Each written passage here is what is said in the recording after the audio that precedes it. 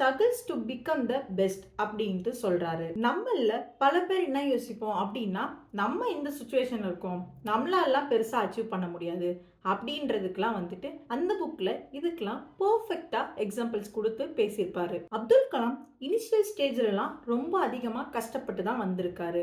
அதுக்கு அவரு எக்ஸாம்பிள் குடுத்திருப்பாரு. அத நான் என்னன்னு சொல்றேன். வேர்ல்டு வார் 2 அப்பலாம் ட்ரெயின் வந்து ஸ்டேஷன்ஸ்ல நிக்காது.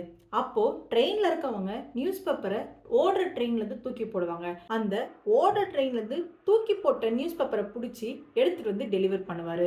இந்த மாதிரிலாம் ஒர்க் பண்ணியிருக்காரு நம்மளோட அப்துல் கலாம். அப்துல் கலாமோட அண்ணன் கடையில வெங்காயம், எண்ணெய், அப்புறம் பல பொருள் எல்லாம் வந்து செல் பண்ணியிருக்காரு. நம்மள பல பேருக்கு வந்து எப்பவுமே பெருசா வளர்ந்த இன்ஃபர்மேஷன்ஸ் மட்டும் தான் நமக்கு தெரியும். சின்ன வயசுல எப்படி கஷ்டப்பட்டிருப்பாங்க, என்ன பண்ணிருப்பாங்க நம்ம எதுவுமே தெரியாது.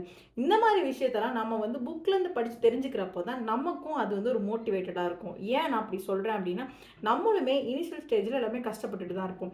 அதை பார்த்து படிக்கிறப்போ தான் நமக்கும் வந்து ஓ இப்படி இருந்தா இப்படி ஆகலாம்ன்றத அந்த லெசன்ஸை வந்து நம்ம அதுல இருந்து அந்த புக்ல இருந்து லேர்ன் பண்ணிக்கலாம்.